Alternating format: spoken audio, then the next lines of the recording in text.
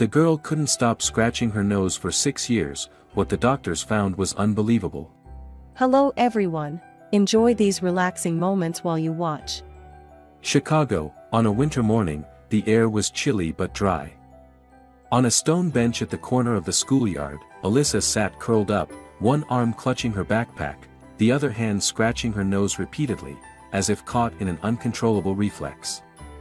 "Alyssa, stop scratching, you're bleeding," whispered Eleanor, one of the few classmates who still talked to her, her eyes filled with worry and fear.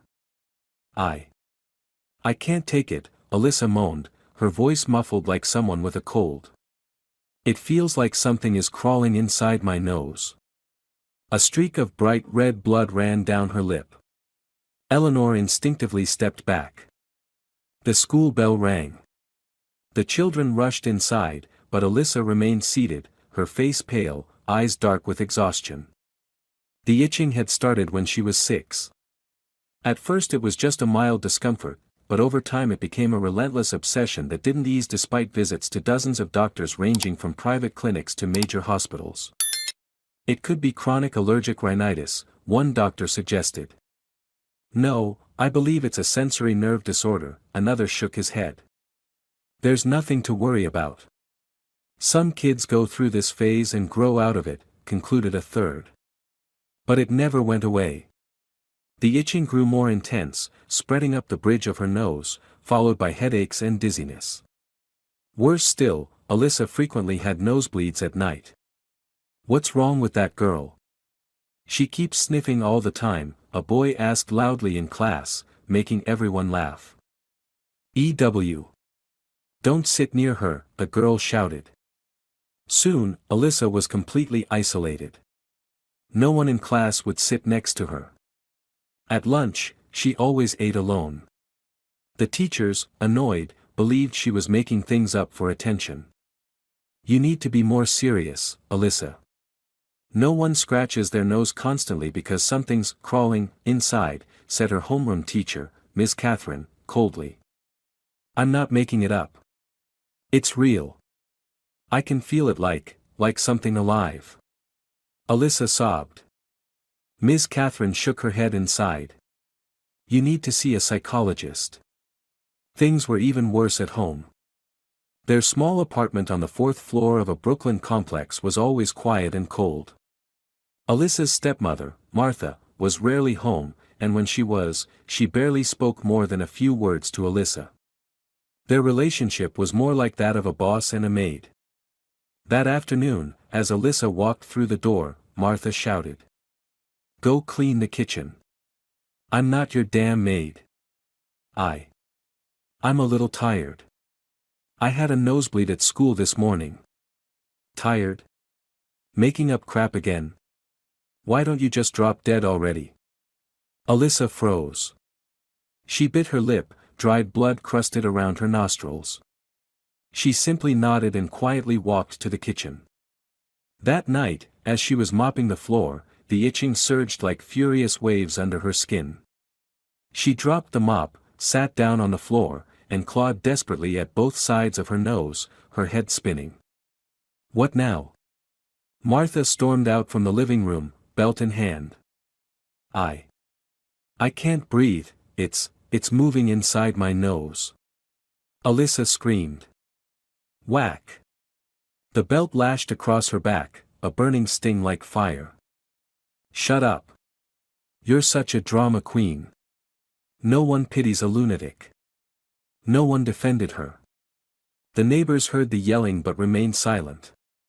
Martha was the kind woman everyone greeted, who smiled and said she loved Alyssa very much, but the poor girl was a bit troubled. Once, Alyssa tried telling her biology teacher, Miss Teresa, an older woman who paid close attention to her students.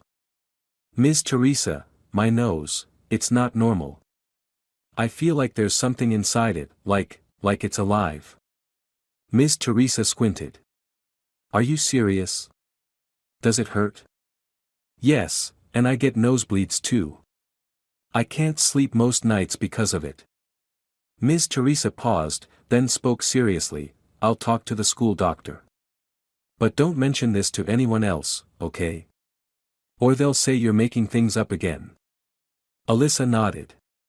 She felt a tiny glimmer of hope, faint but real. The following week, City Child Services personnel came to the school. They interviewed Alyssa privately. "Is there anything you'd like to share? Has anyone at home hit you?" asked a woman named Laura, her voice gentle.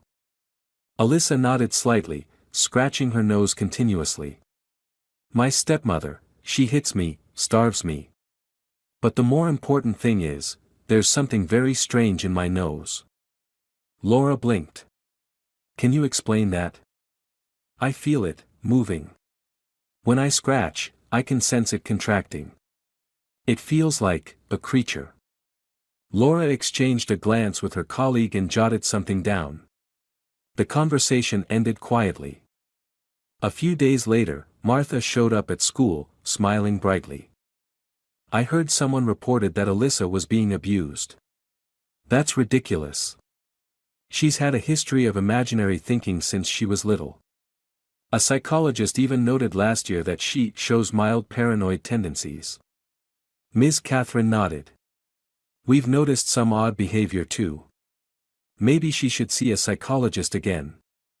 Laura had no choice but to agree, disappointed. Without concrete proof, it was just one child's word. And Martha, with her skilled lies, won again. That night, Alyssa curled up in bed. Her nose wouldn't stop itching. She scratched until her skin cracked. Blood oozed out, staining the pillow. Her eyes were wide open. She couldn't sleep. "Why doesn't anyone believe me?" she whispered. "Why can't they see it? I'm not crazy." In the dark, streetlight filtered through the window slats, casting long strips of light on the floor. She touched her nose again. It felt stiff, like the skin was pulsing, something deep inside watching each breath she took. Another night passed. And the 12-year-old girl stepped into a new day with sunken eyes, bloody fingers, and a nameless terror pulsing with every breath. The clattering of dishes echoed through the small kitchen. Alyssa was washing them under the dim yellow light, hands numb from the cold water. A bruise from a rattan whip still marked the back of her right hand. She didn't dare stop for even a moment. "Hurry up. You think you're a damn princess." Martha's voice rang from the living room, full of rage. Alyssa swallowed hard and replied, trembling, "Why yes. I'm almost done." "Oh, so you dare talk back, huh? Disrespectful little brat." Seconds later, Martha was behind her, plastic slipper in hand. Whack! The blow landed on Alyssa's shoulder, nearly knocking her over. "I'm sorry. I didn't mean to. You live in my house, eat my food, wear my clothes, and you think you deserve forgiveness?" Alyssa bit her lip, still washing dishes as tears streamed down her face. Her nose began to itch again, the same way it always did when her emotions surged. That thing inside her was reacting. She quickly scratched, trying not to let Martha see. But Martha saw. "Doing that nose thing again? What, you need attention that bad? You think I don't know you want people to feel sorry for you? I'm not, it really itches. Shut up." Martha grabbed Alyssa by the hair and dragged her to the dark storage room under the stairs, a dusty space with no windows, just a rickety wooden chair and moldy walls. "Stay in here until morning. Think about your stupid crazy stunts. Please. I'm scared of the dark. I'm not your mother. I was forced to raise you. If it weren't for that damn will your father left, you'd be on the street by now." The door slammed shut and locked from the outside. Alyssa burst into tears. She curled up on the floor, shivering from the cold. In the darkness, the itch exploded like a wild animal. She clawed at her nose, blood running down her hand. And for the first time, she swore she heard a faint noise, like a soft, squeaking, deep in her nasal cavity. The next day, Alyssa arrived at school wearing a thick scarf that covered most of her face. Eleanor approached and whispered, "Are you okay? I texted you yesterday but you didn't reply." I was locked, in the storage room, all night. Eleanor's eyes widened. Why? Martha said, it was because I made things up. I just wanted someone to believe me. Eleanor squeezed Alyssa's hand tightly. I believe you. But I'm scared of Martha too. She once came to school and talked to my teacher. Everyone thinks she's a good mom. Yeah. Everyone thinks that. That afternoon, Miss Catherine, the homeroom teacher, called Alyssa to the office. Do you know why I called you, Alyssa? No, ma'am. Someone reported your case to child welfare. Do you want to say anything? Alyssa clenched her fists and looked down. A moment of silence passed. I think it's unfair. I'm not lying. I really itch. Every day. And Martha doesn't love me. You believe she's hitting you? Yes. And starving me. Locking me up. Ms. Catherine nodded. You need to be honest, Alyssa. This is serious. Alyssa looked her teacher straight in the eyes. I'm not lying. But I know, people always believe Martha over me. And sure enough, after the meeting, Martha once again came to the school, all smiles. I'm sorry if anything I've done caused concern. Alyssa is a special child. She's been traumatized since she was little. My husband, her father, died in an accident, and I don't think she's ever truly gotten over it. We understand, Miss Catherine nodded. It's not easy raising a child with complex psychological symptoms. I try my best. But sometimes she makes things up, like claiming there's a living creature in her nose. It's heartbreaking. We'll recommend she get more counseling, said Mrs. Teresa. Martha smiled gently. I really appreciate that. I only want what's best for Alyssa. That evening, Martha threw Alyssa's old cloth bag onto the bed. If you ever dare talk bad about me again, you're not going to school anymore, you hear me? I didn't talk bad. I just told the truth. Truth, my ass. She lunged forward, grabbing Alyssa by the collar and shaking her violently. The girl screamed in fear. I'm sorry.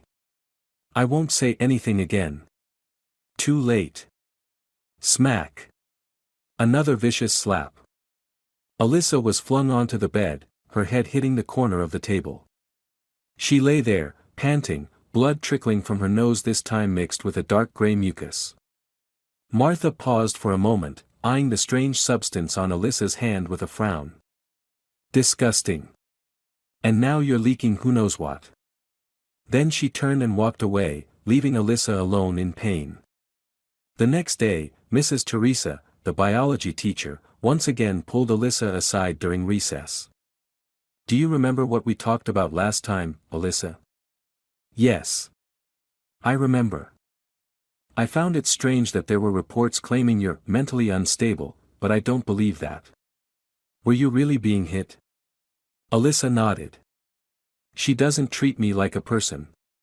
To her, I'm just a burden. Every day she calls me useless. And your nose? You still feel that thing? Yes. It's even stronger now. I can clearly feel it, like soft roots moving back and forth. Last night, there was black mucus. It wasn't blood. Mrs. Teresa fell silent, visibly shaken. She opened her wallet and pulled out a small card. This is the business card of Dr. Smith. He's a new neurologist in Chicago. I've told him a little about you. He said if you're willing, he'll examine you for free. Alyssa took the card with trembling hands. For the first time, someone was seriously listening to her. That night, Martha came home late. She smelled disinfectant coming from Alyssa's room. What the hell are you doing in here? Nothing, just cleaning a bit. What are you hiding in that bag? Alyssa stepped back, shielding her backpack. Nothing, just some papers. Martha snatched the bag and tore through it. Dr. Smith's card fell out. What the hell is this?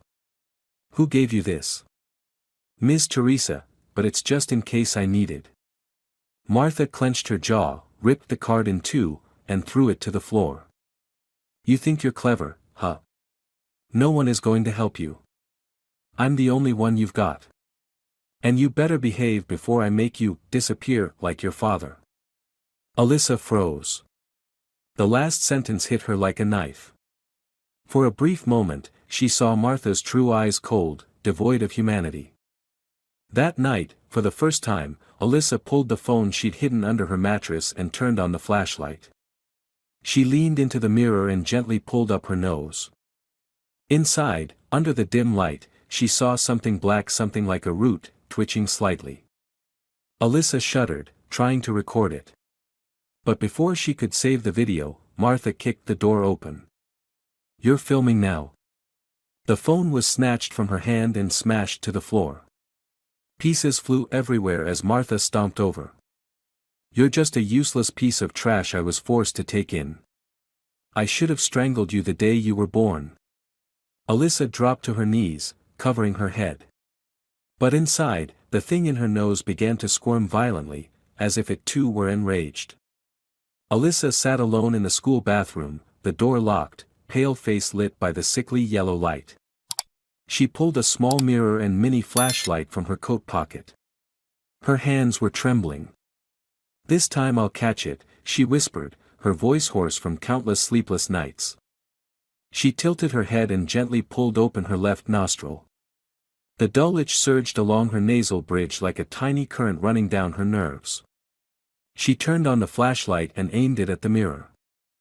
Suddenly, a black shape appeared. Its form was unclear, but it twitched faintly, like a living root. Alyssa held her breath, frozen. In that moment, she no longer felt like herself but like the host of an alien creature. No, no way, she whispered. She grabbed her phone and started recording. But suddenly, a loud thud came from somewhere nearby, startling her. The camera shook, the light wobbled. The video blurred just as the creature began to move more violently. Damn it, she panted. At that moment, someone knocked hard on the bathroom door. Who's in there? Came a teacher's voice. I'll be right out. Alyssa quickly cleaned up and hid the phone in her shirt. When she stepped out, she met the suspicious gaze of Ms. Lucy, her French teacher. Is something wrong, Alyssa? You look exhausted. I just have a cold, ma'am. Your nose is bleeding. Alyssa reached up to wipe it. The blood was no longer red, it was brownish, slimy, and had a strange, foul odor. It smelled like rotting meat. That night at home, Alyssa secretly retrieved an old phone she'd hidden under the bed. Thankfully, Martha hadn't found it. She planned to send the video to Eleanor. Someone has to see this. I'm not crazy. The message with the video was sent. But just a few minutes later, she received a single reply. Gross. Don't text me again. Immediately, the blocked symbol appeared. Alyssa froze. Her hand dropped. Tears streamed down her face uncontrollably. She breathed heavily, hand reaching toward her nose. The itch now burned like fire. She scratched and scratched until her skin bled. What the hell are you doing in there? Martha roared from outside the door. And nothing. Open the door. The door slammed open. Martha stormed in and snatched the phone. The video was still open halfway through. You filming this freaky crap again? You want people to call you a monster?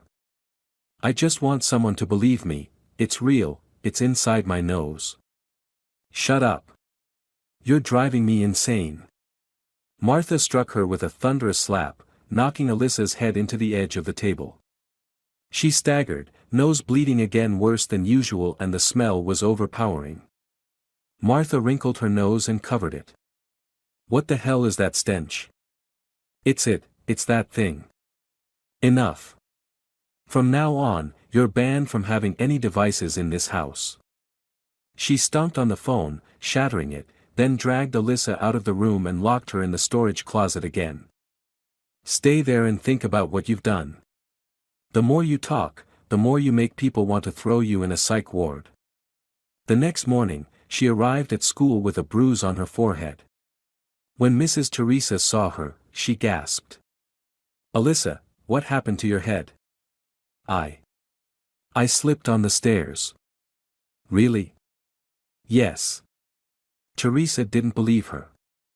She glanced down and noticed scratch marks on the back of Alyssa's hand. "Do you want me to talk to someone for you?" "No one believes me. Even my best friend thinks I'm disgusting."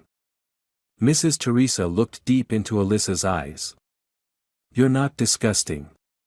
The ones too scared to face the truth are the ones who should be ashamed." That afternoon, Alyssa lay on her bed with the lights off. The room was steeped in the dim gray glow of dusk. She closed her eyes, but couldn't sleep. The stench of rot in her nose had now spread to her throat. She felt like she was decomposing. Suddenly, a violent itch struck. She shot up, gasping, and rushed to the bathroom.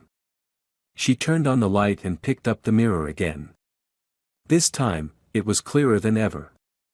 It wasn't just a root. It looked like a tiny, wriggling trunk contracting with each of her breaths. When she shone the light directly on it, something glinted, like an eye reflecting the beam. Alyssa screamed. "What are you? Get out of my body."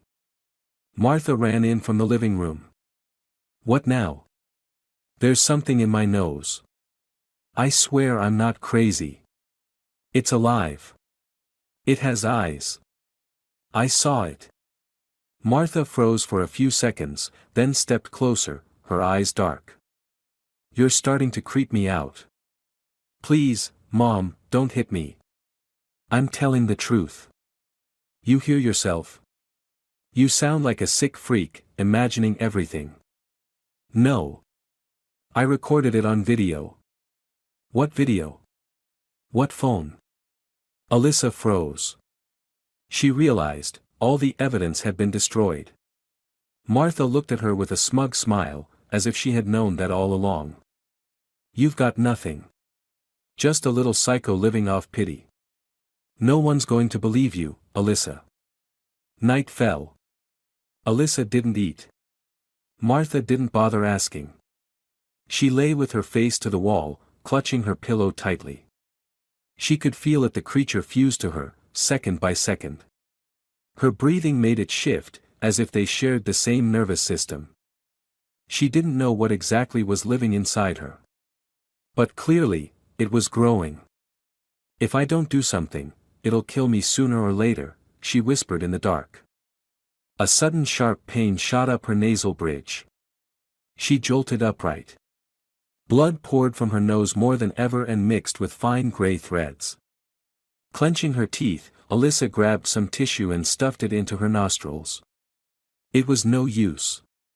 Blood kept gushing, the rotten smell filling the room. She gasped for air and collapsed to the floor. In that semi-conscious moment, she saw a pair of eyes like the one in the mirror staring at her from within her own body. And she knew, everything was just beginning. In the middle of a regular math class, Alyssa slumped over her desk. She kept sniffling, her face pale, her eyes glazed from severe sleep deprivation. "Alyssa," called Ms. Rachel. No response. "Alyssa." Her voice rose. The entire class turned to the back of the room. Alyssa slowly lifted her head, but instead of answering, she collapsed onto the desk. One drop of blood fell from her nose onto her notebook. Then a second. Then a third, until blood dripped in a long streak onto the classroom floor. The school nurse immediately called an ambulance. At St. Joseph's Hospital, Dr. Michael Smith, a neurologist recently relocated from Denver, took over the case. Alyssa lay motionless on the gurney, her face pale, nose packed with gauze. Martha had just arrived, wearing her signature fake look of panic. "What happened? I told you she was mentally unstable. Are you trying to kill her?" she shrieked at the nurses. Dr. Smith stepped forward, speaking calmly. We're examining her now. She's showing signs of blood loss, inflamed nasal tissue, and some abnormal movement inside the nasal cavity. Movement? What do you mean by movement? A kind of soft tissue twitching. I need to conduct a deep endoscopy to determine the cause. No. Absolutely not. Martha cut in, eyes wide. She's had trauma and imagines all sorts of crazy things. She claims there's an eye in her nose, or roots. You really believe a delusional child? Smith paused for a moment and stared directly at Martha. But this is the third severe nosebleed. And this time, there's a foul odor. If we don't investigate, it could be life-threatening. I'm her legal guardian. I do not consent to any kind of surgery. Alyssa woke up to the harsh glare of fluorescent hospital lights above her. She groaned softly. Smith leaned down. You're awake. Do you remember your name? Alyssa. Alyssa Wilson. Good. How are you feeling? My head hurts, and my nose, it feels like something's boiling inside. She turned her head to see Martha standing behind the doctor, her face ice cold. Alyssa bit her lip and looked at Smith. Can I talk to the doctor alone? No. Martha snapped. If she's got something to say, I'm staying right here to hear it. I want to talk about what's in my nose. Smith signaled to the nurse. Please escort Ms. Martha outside for a moment. I object. Martha shouted. I'm her mother. You're her guardian, not a physician. This is a medical protocol, Smith said firmly. Once they were alone, Alyssa slowly sat up, trembling. Doctor, do you believe me? Just tell me the truth. There's something living inside my nose. It moves. I saw it in the mirror. I even recorded it once, but my mom smashed my phone. Smith sat down beside her, his face serious. You said you saw it? Once it looked like roots twitching gently. Another time. I saw an eye. A human eye staring straight at me. He paused. A part of him wanted to dismiss it, but Alyssa's eyes weren't delusional. They were full of desperate pleading.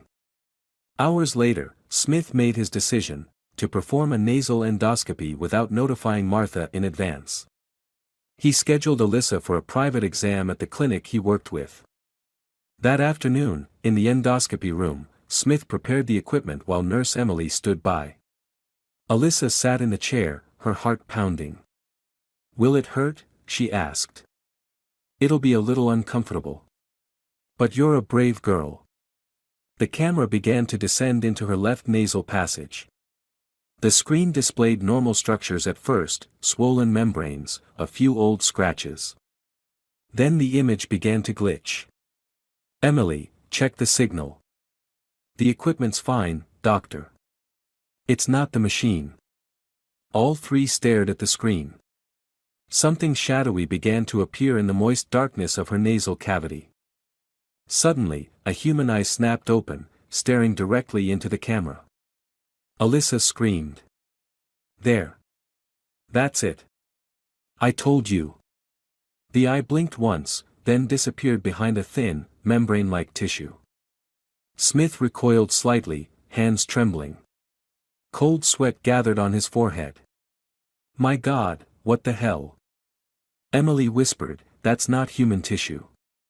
Alyssa gasped, holding her face, her whole body shaking.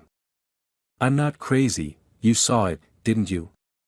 Smith sat beside her and nodded slowly. You're not crazy.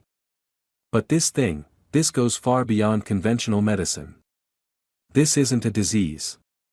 This is a living organism. That evening, when Alyssa returned home, Martha was waiting in the kitchen with a belt in her hand. Where were you? Sneaking around like a damn rat. I went to see the doctor. Without my permission. Who said you could go? Dr. Smith, he knows now, he saw it. Martha froze. Her expression changed instantly from rage to panic. He saw what? The eye in my nose. Martha stepped forward, grabbing Alyssa's shoulders hard. You listen to me, you little bitch. If you ever open your mouth again, I'll make you disappear just like your father. Got it? Alyssa looked straight at her, tears streaming down her face. What did you do to my father? None of your damn business. That night, Smith sat alone in his office. He played back the recorded endoscopy footage. Over and over again. The eye was not a hallucination. He pulled Alyssa's hospital records from the system. There were signs of file tampering. Strange, the endoscopy from when she was 6 is almost completely deleted. He dug through the list of past attending physicians. One name stood out, Dr. Johnson. Smith murmured, Johnson, why does that sound familiar? He found an old file and discovered, Johnson had once been under internal investigation for suspected involvement in unauthorized neurological experiments on children. But even more shocking, in the research center's staff roster that year, another name appeared, Martha Parker, research assistant. Smith froze. He understood now, Alyssa wasn't just a typical patient. She might be the surviving victim of a buried experiment. He stood up and pulled out his phone. Alyssa, if you have anything, videos, even fragments of that organism, I need it. We have to go public. The next morning, Chicago was draped in gray. In a small room inside Dr. Smith's private clinic, Alyssa sat curled up on a chair, wrapped in a gray hoodie. Under the flickering fluorescent lights, her eyes were sunken, and her nose was covered with gauze pads. Smith was checking the endoscopy equipment one last time. He spoke gently. This time, we'll record the entire procedure. If it's like what we saw last night, this will be the evidence. But if Martha finds out, Alyssa whispered, her voice trembling. I'll protect you. You just have to trust me. Nurse Emily nodded and added softly. Don't worry, Alyssa. You're not alone anymore. The endoscopy began.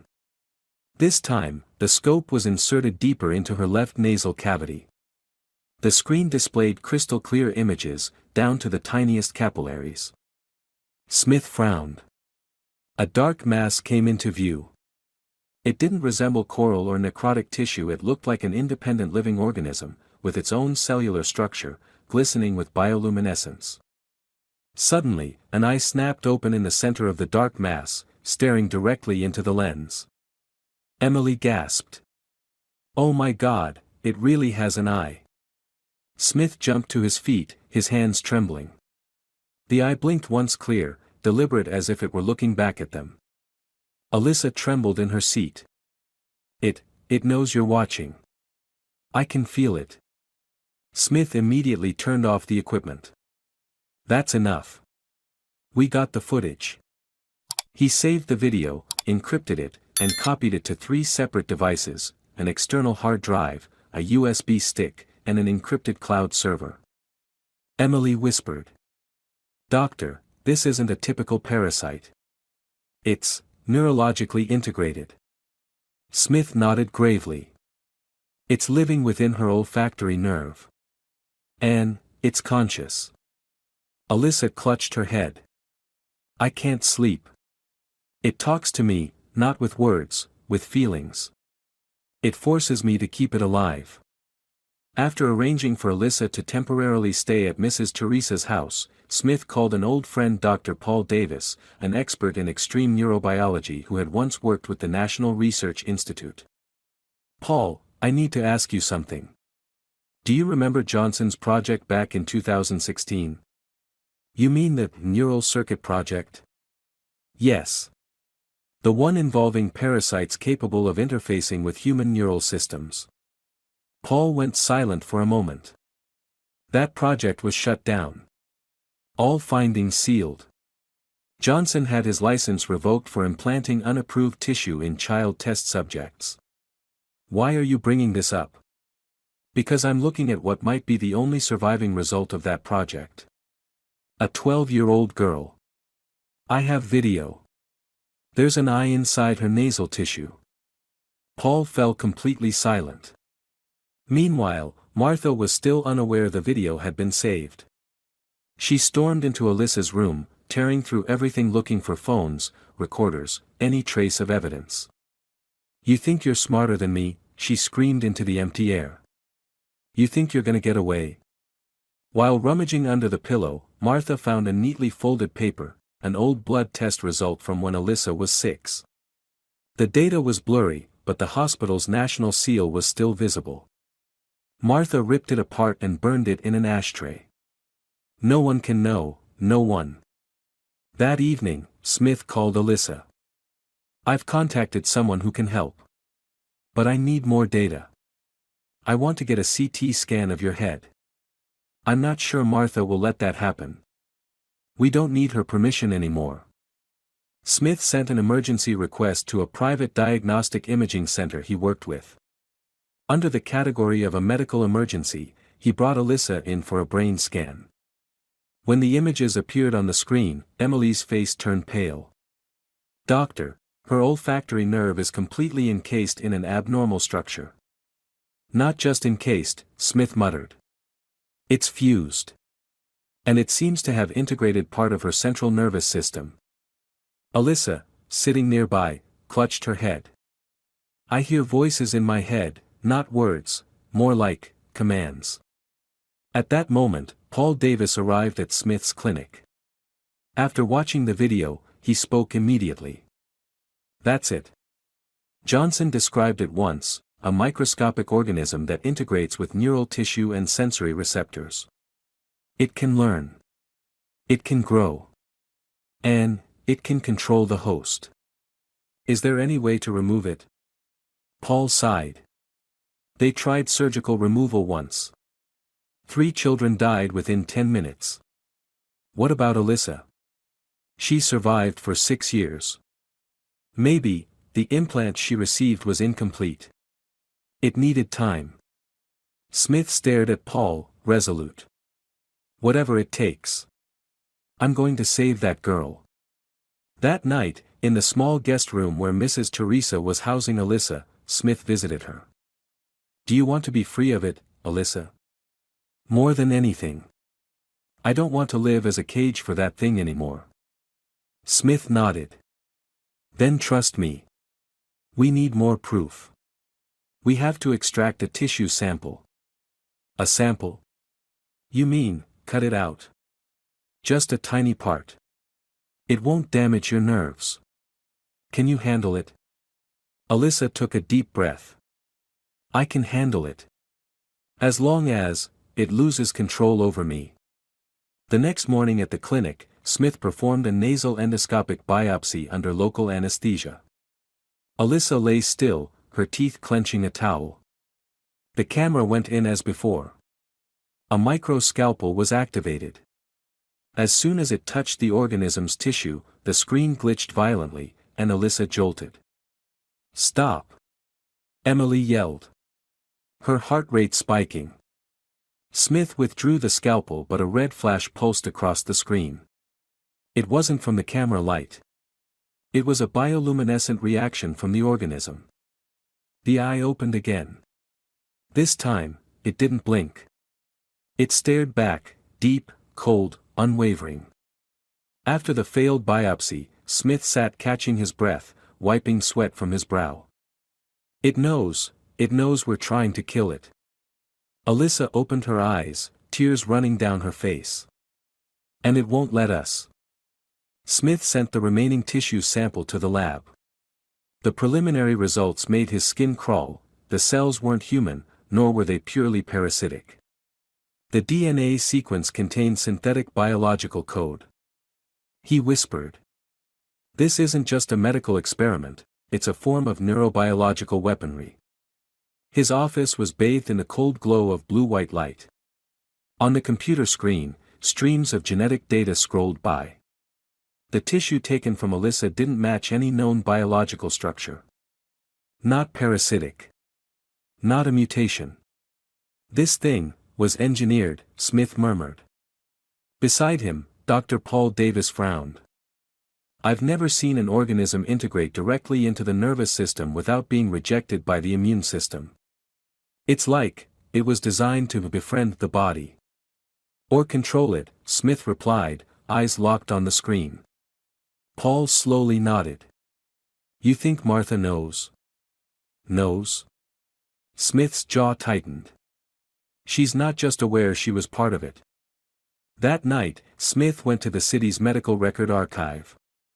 With the help of an old colleague, Isabel Morgan, a records officer, he got temporary access clearance. Just one night, Michael. If they find out I helped you. Thank you, Isabel. I'll take full responsibility. Smith combed through treatment records from 2017, when Alyssa was 6.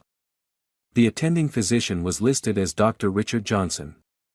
The medical assistant, Martha Parker. Beneath it, a red annotation, experiment terminated. Patient sample failed. Smith trembled. Failed? Then why is Alyssa still alive? Isabel stepped closer and pointed to an internal transfer form. After the project was dissolved, Johnson retired, and Martha vanished from the staff list. She changed her name in the system and registered as Alyssa's legal guardian just 3 months after her father's accident. Smith turned sharply. That accident was murder to silence him. The next morning, Smith went to the school where Alyssa's father had worked as a physics teacher. He met with the former principal, Mr. Matthew Rogers, a wiry man in his 60s, his face serious and tight. Alyssa's father, Alan Wilson, was a good man, Rogers said. Dedicated, honest, always asking questions. Did he ever investigate anything related to medical issues? Rogers nodded slowly. One day, he came here with a stack of photocopied documents. He said someone had injected something strange into his daughter without consent. The hospital denied it, but he started gathering evidence. 2 weeks later, he died from a so-called slip and fall accident in the elevator. Smith clenched his fist. That wasn't an accident. I know. But no one dared investigate. Just a few days later, a woman named Martha suddenly declared herself the legal stepmother and was granted full custody of Alyssa. In the small apartment where Ms. Teresa was temporarily sheltering her, Alyssa sat blankly by the window. Her eyes were dry, there were no more tears left to cry. Teresa poured tea and sat beside her. Did you sleep last night, sweetheart? No. It wouldn't let me. It kept whispering inside my head, strange thoughts. What kind of thoughts? It wants to stay. It hates the light. It hates scalpels. It enjoys my pain. Teresa gently squeezed her hand. You're not some creature. You're a human being. And Dr. Smith is going to save you. Alyssa pressed her lips together. But Martha, she knows something. I'm sure she's more than just a stepmother. At the same time, Smith visited Martha under the pretense of reviewing medical results. She opened the door with her usual composed posture, but her eyes betrayed tension. I thought you understood. I asked you to stop getting involved. I just need to see her medication. What you've been giving Alyssa at night. Martha folded her arms. That's none of your concern. You've been giving her high-dose sleeping pills. One's banned for minors. She has insomnia. What was I supposed to do? And you're violating my custody rights. Smith stepped closer, his voice low and sharp. You're not her real guardian. You were Johnson's assistant. You implanted that thing in her nose. You silenced her father. And now, you're afraid the truth will come out. Martha smirked, but her eyes faltered. You think you know everything? You're wrong, doctor. You can't imagine what's living inside her. I know it's a synthetic organism. And I'll expose all of it. No one will believe you. And no one survives contact with the Neural Circuit Project. That night, Smith video called Paul. I need you to dig deeper into the neural circuit project. I don't believe it was ever really shut down. I think it's still active, just buried. Paul pulled up files on his screen. You're right. I just found a suspicious budget entry from the Department of Science in 2019. No description, just the tag Johnson 4.0. Jesus Christ. They never stopped. And Alyssa is the living proof. Alyssa sat writing in her journal at Teresa's house. Her handwriting shaky, the words uneven. It's learning faster. Every time I'm scared, it gets stronger. Every time I'm angry, it pulses like it's comforting me. Sometimes I can't tell if a thought is mine, or it's. I'm scared one day. I'll disappear. Late that night, Smith reviewed the endoscopy video again. Every time he rewatched it, the eye made his skin crawl. This time, he paused the footage at the moment the eye opened widest. He increased the contrast. Suddenly, he saw a small network of blood vessels forming around the eye, shaping what appeared to be secondary brain tissue. He whispered. It's growing its own brain. Chicago's night air was colder than usual. In the quiet apartment, Alyssa sat upright in bed, her face pale, eyes hollow. The wall clock read nearly 2 a.m., but she couldn't sleep. Not because she feared Martha. Not because of nightmares. But because it was awake. I know you can hear me, Alyssa whispered, her voice cracked and dry. You live inside me. There was no reply. But a dull pulse from her nasal bridge rose to her forehead like a gentle wave, not exactly pain, more like something brushing deep within her mind. I won't let you control me. Then, a thought drifted through her mind, clear as a spoken voice. We need each other. Without me, you're empty. Alyssa recoiled, clutching her head. No. I'm me. I'm not your vessel. A knock came from outside her door. Alyssa, are you okay? Teresa's gentle voice floated in. I'm fine, just can't sleep. Dr. Smith will be coming tomorrow. Try to get some rest. Alyssa didn't respond. Her throat was dry. The itching in her nose returned, but this time, it reached deep into her skull. Meanwhile, at the clinic, Dr. Smith placed an urgent call to the police. I need to report a case of child endangerment with life-threatening risks. The victim's name is Alyssa Wilson, 12 years old. The voice on the other end responded slowly. Do you have physical evidence, doctor? Yes. Endoscopic footage reveals a living organism inside her nasal cavity. The child has been beaten, sedated, locked in dark closets. The stepmother is Martha Parker, former research assistant to Dr. Richard Johnson. That sounds like a science fiction movie. It sounds real if you saw the wide-open eye inside that child's brain. I'm not joking. There was a pause. Then the officer's voice softened. We'll dispatch an emergency intervention unit. Please send us the address. Martha had lost all composure. In her cold kitchen, she stirred a packet of white powder into a cup of hot milk. On the table was a bottle labeled midazolam with a red warning, not for use in children under 16. They're not taking her, she muttered. Not when she's this close to the final phase. She opened her purse, pulled out a syringe, drew liquid from a small glass vial, and silently headed toward the room where Alyssa was staying. Teresa answered the door when Martha rang the bell. I'm here to take Alyssa home. The doctor said she should rest in her own bed. It's 2 a.m, Mrs. Martha, Teresa frowned. I'm just worried about her. And I have legal right to keep her here until morning, per the agreement with the police. You should leave. Martha smiled thinly. Are you sure you'll live to see the morning?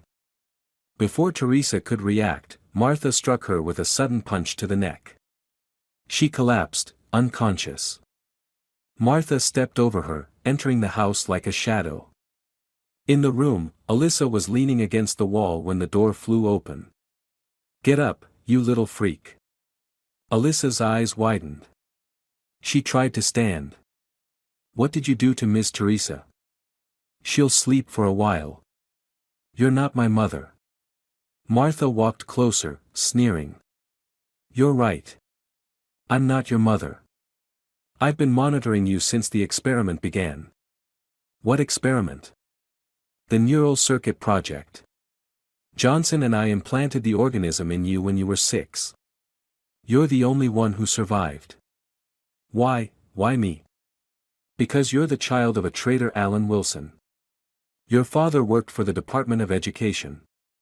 He discovered the project and planned to expose it. So, I seduced him, married him, and made him believe you needed special treatment. Alyssa backed away, tears streaming. You killed my father. Yes. And I'll kill you too if you don't shut up. She pulled out the syringe and moved closer. Alyssa screamed. Help. Somebody help me. Right then, the front door burst open. Officer Smith led a team of 3 officers in. Police. Drop the syringe. Martha spun around, her face twisted with rage. You're too late. She plunged the needle into her own arm and collapsed to the floor, foaming at the mouth. Smith rushed to Alyssa. Are you okay? I think so, she injected herself.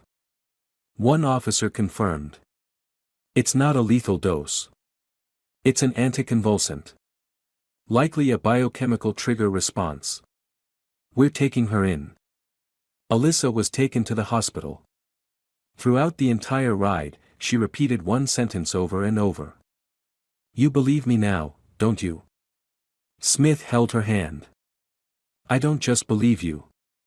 I'm going to save you. I promise. The wail of the ambulance echoed through the corridors of the University of Chicago Medical Center. Alyssa was rushed into the emergency room in a deep coma, her nose bleeding uncontrollably. Every time a doctor wiped the blood, thick black mucus oozed out, neither pus nor blood, but reeking of rotting flesh. Blood pressure dropping fast. Irregular heartbeat. Call Dr. Smith. And get the imaging team now. Smith came running, pulling on his coat as he called out. Where is she? Nurse Emily stopped him. She's undergoing an emergency CT scan. Smith, she might not survive if that thing reaches her brain. Smith clenched his fists. We won't let that happen. In the control room, the CT scan images slowly appeared. The monitor revealed a root-like structure, tentacle-like, growing from the nasal cavity directly into the olfactory nerve, latching onto the base of the frontal lobe. What the hell? One doctor exclaimed. Smith froze. He pointed to the screen. That's not human tissue. That's a living organism forming a neural connection with the brain. Is it alien? Another doctor asked quietly. No. Man-made. A banned experiment combining sensory neural tissue. Prohibited since 2017. Can we remove it? Smith took a deep breath. We have to operate. And we have to do it now. At the Queens District Police Station, Martha sat handcuffed in the interrogation room. Her face was pale, hair disheveled, but her eyes remained cold and defiant. Detective Rebecca Taylor sat across from her, placing 3 photos on the table, one of the endoscopic image of the organism in Alyssa's nose, one of Martha's personnel file from the Johnson Institute, and the third a copy of Alan Wilson's death certificate. You know what we have, don't you? Martha stayed silent. Rebecca pushed the endoscopic image closer. This is the eye of the biological organism inside Alyssa's nasal cavity, the child you implanted with it when she was only 6. Martha smirked faintly. You call it an organism? No. It's an evolutionary structure. You admit you worked with Johnson. I don't deny it. And you were romantically involved with Alyssa's father, before killing him? Silence. Rebecca leaned forward on the table. I don't need a confession. Dr. Smith's video, archived records, and testimony from your former colleagues are enough to charge you with child abuse, premeditated murder, and conducting illegal biological experiments. Martha spoke slowly, eyes glassy. You don't understand. If Alyssa survives, she'll become the first neural interface of the human species. You just killed the future. Rebecca smirked. No. We're saving a child from the monster you helped create. In the operating room, Alyssa lay still, her skin pale as snow. Her heart rate unstable. Dr. Smith stood over the table, across from Dr. Samuel Harris, head of neurosurgery. Are you sure, Michael? If we touched the olfactory root wrong. We've waited long enough. It's spreading to the frontal lobe. If we don't remove it now, it will take over her nervous system. Then let's begin. The surgery lasted 6 hours. Smith led the operation, every incision calculated, every movement measured. The organism clung to her neural tissue like tentacles, each attempt to peel it off carried the risk of cerebral hemorrhage. Midway through, Alyssa's heart rate flatlined. Cardiac arrest. Get the defibrillator, someone shouted. Samuel yelled. We can't stop now. Part of the eye has breached the brain base. Smith shouted. Clear. 3, 2, 1 shock. Beep. The monitor jumped. Alyssa's heart resumed beating. The team exhaled in relief. Once the organism was fully removed, Smith sealed it in a glass containment jar. Inside, the black mass with its unblinking eye still moved, watching everyone in the room as if it were still alive. Emily shivered. It's watching us. Smith shook his head. No. It's cut off from her nervous system. Now it's just a lifeless body. Alyssa was transferred to recovery. Nurses surrounded her, machines tracking every vital sign. Smith sat beside her, gently holding her small hand. An hour later, Alyssa stirred and slowly opened her eyes. Doctor. Alyssa, can you hear me? Is it still there? Smith smiled softly. It's gone. You're free now. 2 days later, media across the United States exploded. Major headlines in the New York Times, the Washington Post, and Chicago Tribune read. Neural parasite, a girl survives 6 years of illegal experimentation. Martha Parker, Johnson Project assistant, arrested on multiple felony charges. Dr. Michael Smith, who discovered living organism in child's nasal cavity, nominated for Lasker Award for Medical Excellence.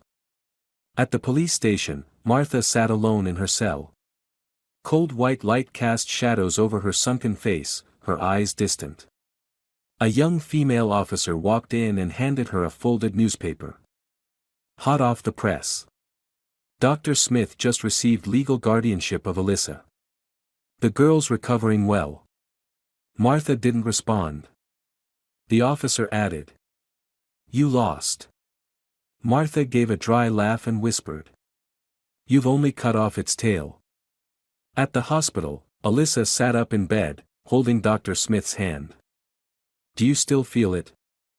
No. Just emptiness. But lighter. Still, strange. You're the strongest person I've ever met. And now, you get to start over. Alyssa smiled, her eyes glowing with life. Doctor. I don't want to just be a survivor. I want to understand. I want to study it. I want to study neuroscience. Smith went quiet for a few seconds, then smiled warmly. Then I'll help you. No matter what. 6 years later. At a small plaza across from the National Institute of Neuroscience in San Francisco, the soft breeze of spring danced in the air. The sun glinted on Alyssa's chestnut hair, now 18, tall, confident, with bright, determined eyes. She wore a white blouse under a navy blazer, a name tag clipped to her chest that read. Neuroscience Research Scholar, University of San Francisco. Alyssa stood in front of the three-story glass building, her heart full. She took a deep breath for the first time in years. Her nose wasn't itchy. There was no more stench. No more eyes watching from within. Beside her stood a graying man with a kind smile. Dr. Michael Smith, now in his 50s, honorary professor at the University of Chicago. "We made it," he said, his voice warm. "The first step on a new journey. I still can't believe it. I really got in." "You didn't just get in. You earned it." Alyssa gave a soft laugh, her eyes misty. "If you hadn't believed me back then I wouldn't have saved a genius."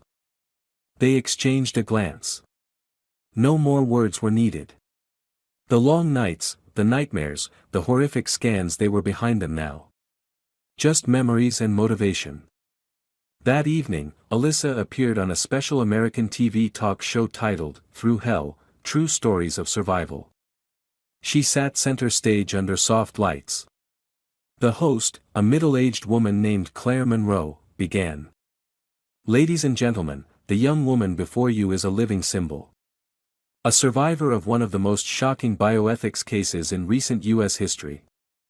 Alyssa gave a humble smile, eyes lowered to her hands resting in her lap. "Thank you, Ms. Claire. I'm deeply moved to be here, to finally share a story that back then almost no one believed." The host nodded, her voice gentle. "Can you share with the audience, what was the most painful thing you went through?" Alyssa paused for a moment, then spoke, her voice clear and firm. "The most painful thing wasn't the creature in my nose. It wasn't the beatings, or the disgust in people's eyes. It was saying the truth out loud and having no one believe me. Being treated like I was insane, a nuisance, just because what I felt didn't fit into the world's idea of normal." The auditorium fell completely silent. She continued. "If it hadn't been for Dr. Smith, if there hadn't been an adult brave enough to ask questions, to listen, I might have died just like my father. And that creature, it could have multiplied." Claire Monroe wiped away a tear. "And now, what do you want to do with this new life?" "I want to become a neurologist. But not just to treat disease. I want to study what medicine hasn't dared to name yet. So no other child has to scream in despair like I once did." Thunderous applause erupted throughout the hall. Many rose to their feet. After the talk show, Alyssa returned to her hotel room and opened the old laptop Dr. Smith had given her when she was 16. On the screen, dozens of research documents appeared, studies on the olfactory nervous system, foreign cell stimulation mechanisms, and the anatomical files on the organism now officially classified as Type A, high-risk biological threat. She opened one file, staring at the old photo, the endoscopic image of the living eye inside her nose, its gaze cold, alien. Alyssa whispered. "You once controlled me, made me believe you were part of me. But you're just a memory. And I won." She clicked the power button. The screen went black. 1 week later, at the Pan American Young Researcher Scholarship Ceremony in Boston, Alyssa stepped up to the stage to receive her award. In front of hundreds of professors and international experts, she gave her speech in fluent German. "I didn't come here to retell a tragedy.